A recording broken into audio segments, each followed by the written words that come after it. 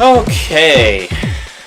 I do apologize for the rather abrupt ending of my last rant, but it just kind of went off into so many different tangents and all over the place that I just didn't I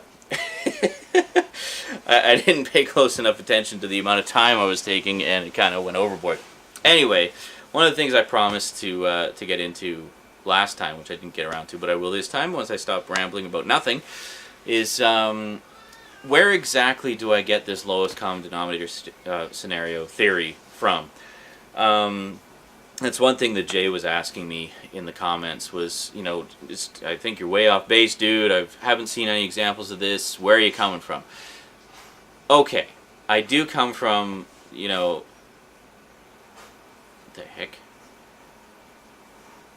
Oh, and I was having a shower over there, and I heard these strange sounds coming from the shower, and it was her squeezing the last few drops of shampoo out of the bottle, just trying to. I was getting a little concerned there. Anyway, where does it come from? Okay, well, Jay, as a fellow retro freak, I think you'll be able to appreciate this. I don't know if you ever used one, but I'm sure you've heard of the Amiga series of computers. Now, going back a bit, in the mid to late 80s, the best-selling computer system in the world, bar none, and it held that title for a very long time, was the Commodore 64. Now, the Commodore 64 was, you know, was pretty good in its day. It had a lot of great games. It was easy to use. You could buy them cheap, and everybody loved them. I personally had an Apple IIc, but all my friends had Commodore 64s.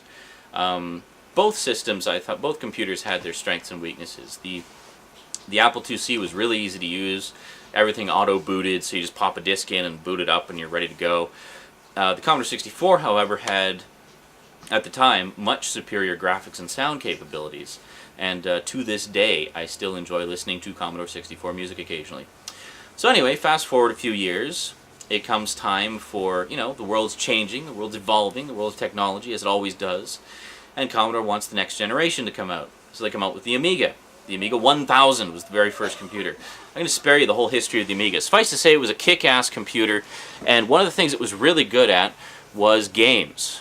This was at a time when the fastest processor available generally for PCs, or the most commonly used one, was a 286, and that was considered fast.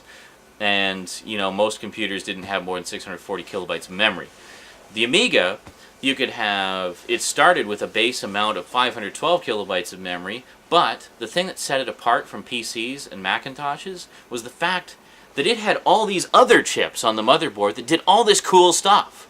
Whereas other systems had to do all the operating system functions and all the hardware controlling functions off the software. The Amiga had actual hardware on the motherboard that would handle all of that.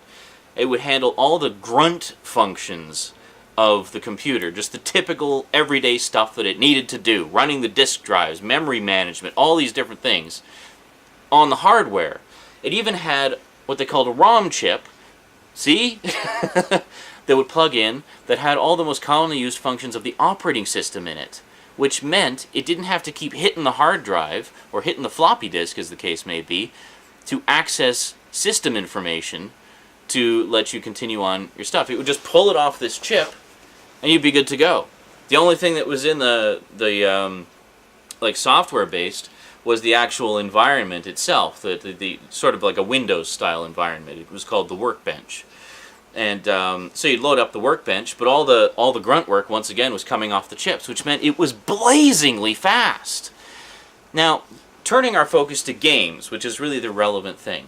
Okay, so the reason I tell you about the hardware is basically it also had hardware that could handle sound, and it had hardware that was specifically geared towards graphics. This was years before the concept of graphics cards even began, okay? It started, really, on the Amiga. The Amiga was the first one to do that kind of thing. It had a 4096 color palette when everybody else was struggling to manage 16 colors. And it could display all 4096 colors simultaneously. There was no other computer on the market like it. The reason it failed? Well, essentially, chalk it up to bad marketing. And the fact that, you know, it was kind of like the Beta versus VHS thing, where Beta lost out to VHS because Sony refused to license the technology. Sony was the sole manufacturer of Beta. Whereas JVC, the inventor of VHS, licensed it out to anybody who wanted it. So everybody and their dog was making VHS machines, which drove the prices down, which made it competitive, better for the consumer, better for everybody. So everybody went VHS. It was the same thing with the Amiga. PCs, the technology was farmed out to whoever wanted to build PCs. So you had clones everywhere. Cheap as borscht. Software everywhere. Cheap as borscht. Whereas the Amiga, the Commodore was the only company making it. So in the end, it failed through bad marketing and just, you know, not taking notice of the PC clone revolution and basically getting left by the wayside. But in its heyday, okay, the Amiga kicked ass at games. And one of the things it was really good at, because of all the extra hardware and because of the just blazing speed of it, thanks to all the extra hardware, it could really do arcade games well. And it could really do anything that was graphically intensive and speed intensive. You'd see stuff like, years later, you'd see stuff like this on the Super Nintendo and everything, but we were seeing the same kind of thing on the Amiga, like stereo sound and stuff like that, and parallax scrolling and scaling and rotation effects and stuff that was considered pretty advanced in its day, years before everybody else. So, you know, us Amiga users consider ourselves to be pretty elite, you know, an elite niche class of computer user with this well-kept secret. We didn't want it to be a secret. We wanted it to take off, but unfortunately it didn't. So where the lowest common denominator scenario comes in. Okay, now that I've sort of given you an encapsulated history of the Amiga and why it rocked.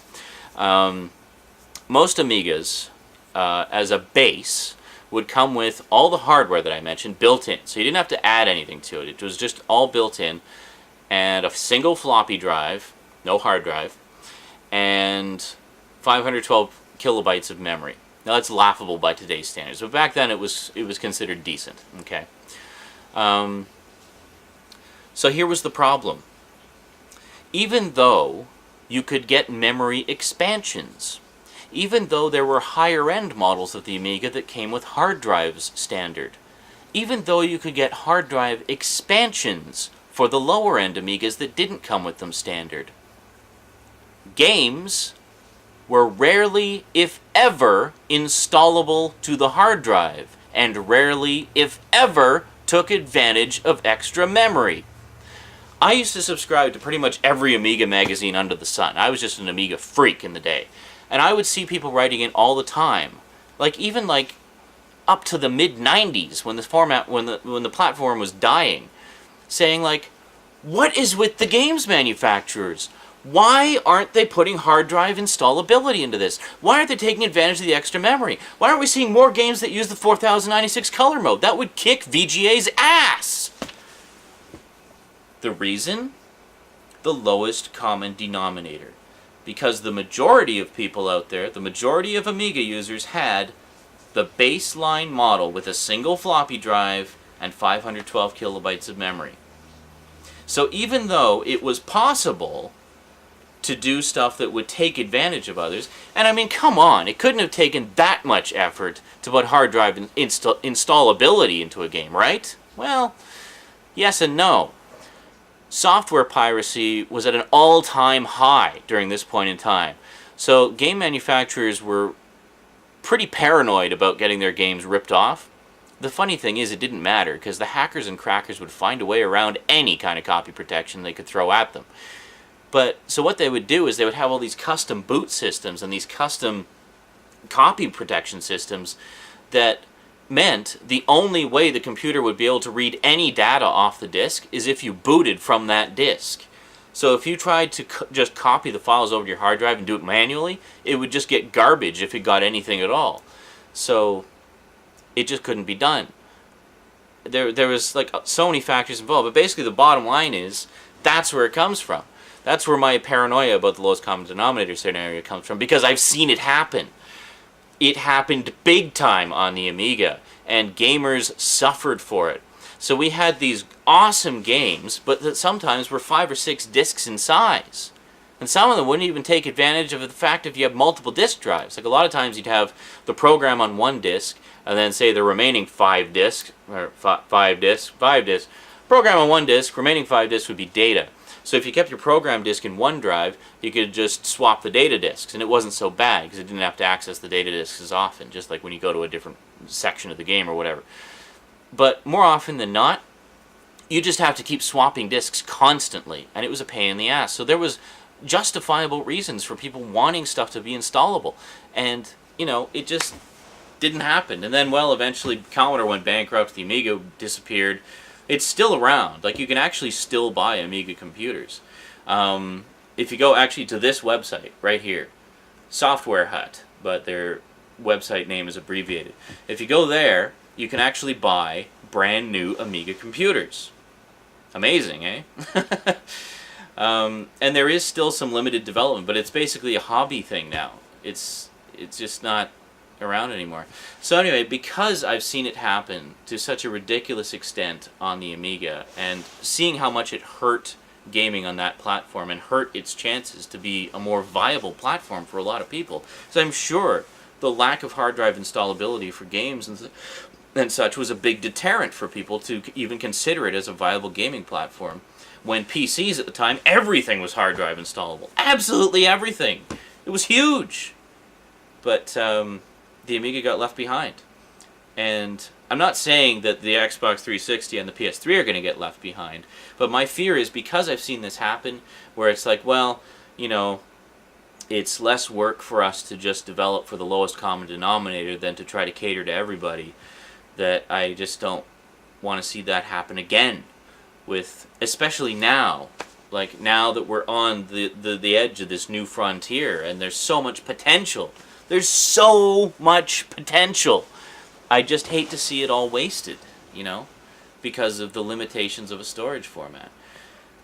But, I mean, the flip side of that is maybe we'll start to see more PS3 exclusives, more stuff that's just had so much development poured into it to take full advantage of the PS3's capabilities and storage capacity, that there's just no way in hell they're going to spend their time watering it down for an Xbox 360 version. That's something I'd actually like to see, and that's something I think could actually push the gaming industry forward in that respect. And Xbox will be like, oh shit, we're losing exclusives because of our lack of storage capacity. We better put out a deluxe Xbox with a Blu-ray drive in it. And, you know, hopefully that'll happen. I think it will happen eventually. I mean, as Blu-ray becomes more and more of a standard, maybe not in the 360, maybe it'll be the 720, who knows, whatever. But at some point, an Xbox is going to have a Blu-ray drive in it. There's just no doubt about it. Unless another format comes along that replaces Blu-ray in the next 5 years. Anyway, hope that clears it up for you, Jay, and anybody else who was wondering. That's kind of where I'm coming from. Basically, because I've seen that type of scenario occur on the Amiga, and it was very frustrating for me as an Amiga gamer and someone who really wanted... Because I have both the low-end Amiga and the mid-range Amiga. Sorry, Annette is just walking by over there. And I have games for both. Some of the later ones were hard drive installable, but as a general rule, they weren't. So, I mean, sometimes you'd get games that were literally 12 discs in size, and you had to swap discs constantly. No. No, thank you. Anyway, that's it for HD Rant number 6. Hope you enjoyed it.